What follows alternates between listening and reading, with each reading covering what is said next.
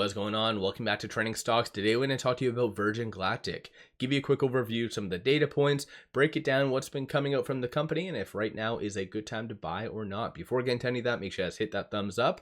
And with that, let's get right to it. So Virgin did go down 2.46% on Friday, 506 the low, so a new 52-week low, and then 538 the high. You did have somewhat high-ish volume, so 2.19 million shares being traded, 1.7 is the average. But it didn't come from big money buying because there hasn't been any transactions on the secondary market over the last 90 days. So big money is not buying this stock whatsoever. Rather, it's shorts. So shorts have been making up a good chunk of the daily volume. So of course, whenever you have lower volume and shorts, it's very easy to manipulate. So my last video was roughly around November, where I did bring up about their upcoming earnings at the time, and that the bar was being set so low for them that if they did exceed it and beat it, then they could really go up. Market might see them as a value play. Unfortunately, well, not unfortunate, they did actually do fairly well based on the estimates from their earnings, but beside the point, it still went down because they didn't really give anything good for the foreseeable future. Their future guidance was absolute crap.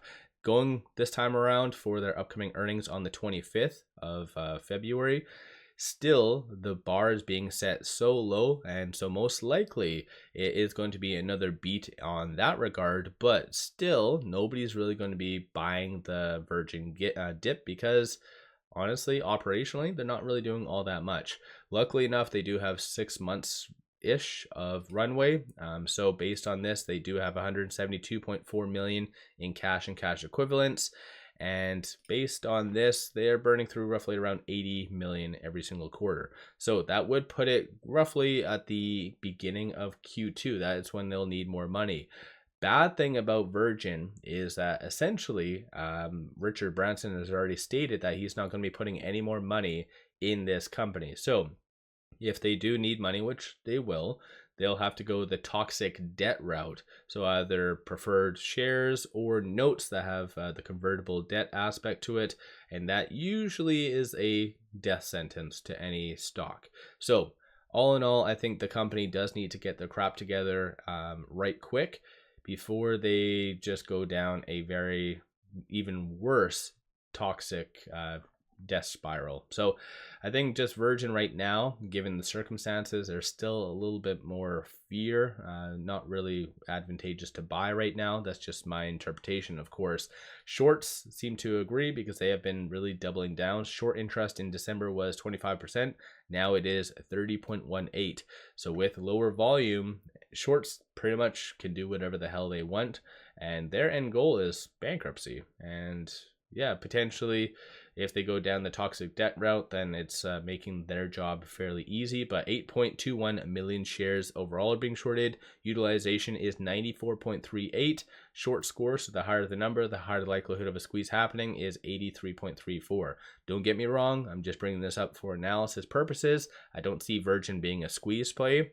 The only way that Virgin could be a squeeze play is if it gets taken over. And right now it is kind of trading below or kind of in line with the cash. So right now market cap is 148 million. That's probably where it's roughly at once they do disclose their next earnings. But right now it's honestly, it looks like it's flatlining. Usually these types of companies, they do have what they call a dead cat bounce. That's what a lot of people like to call it. But so you might see a potential run up sooner rather than later, but I think in reality the company is just it's catching a falling knife. So let me know your viewpoint on that. Looking at options, despite everything though, you are seeing a lot of volume still. So 231,000 in calls, 303,000 in puts.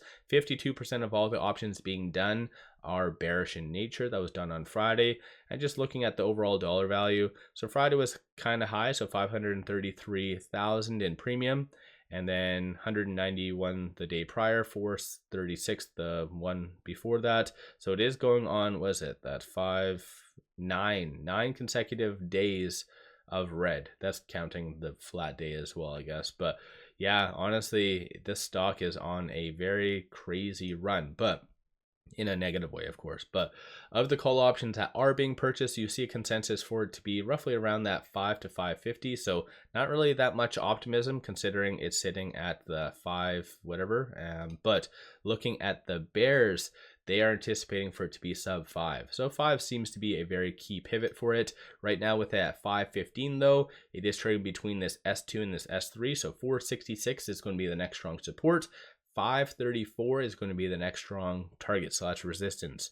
And then, like I said, if there is that dead cat bounce, just watch for this. So 575, 643, and so forth.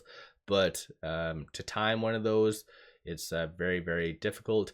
And looking over here as far as analyst ratings and everything that you need to know, side note, latest Morningstar report does show the fair market value for Virgin being 2106.